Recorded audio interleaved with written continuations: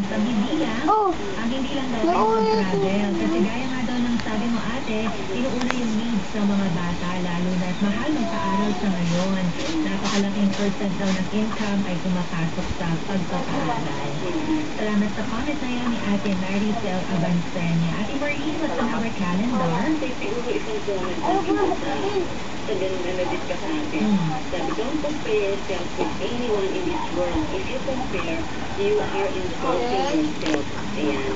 Kailangan daw ay huwag na natin compare. Mabuti pa yung iba, mabuti pa sila kaya bakit natin hindi. So, yan po ay sana tingnan natin. Mayroon pong magandang plano ng Diyos sa atin.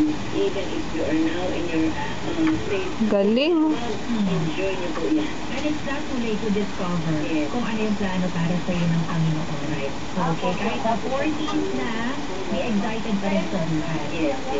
Thank you, Ate Marie. Na-enjoy ko yung kain natin together. Sana masundan pa.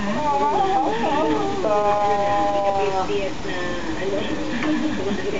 para sa 50 years old. God bless you, Te. Thank you so much. Si Ate Marlene Guillermo po ng Back to the Bible Philippines. And ito pa, nagtatanong pa rin dun sa travel pa Israel. Tawag po kayo for complete details sa PCEC. Ito po kasi ay organized ng Women's Commission ng ating Philippine Council of Evangelical Church. Wow! Easy! Ano masasabi mo? Easy ba?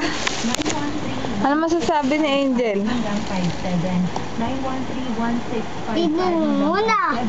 Sabi mo easy. Easy. Tingin ka rito. Ay, i-text mo po si Ate Tita Tolentino sa 0915 Kata mo ulit. 445-5633. Easy 445-5633. Okay. Pili ka na ng iba. Alam ko na yan. Bernardo Sambang, hanggang sa muli, God bless you and take care. Nais po namin makarinig mula sa inyo para sa mga puro-puro, mensahe o mga bagay na nais ibahagi sa palatuntunan ng iyong Paano to?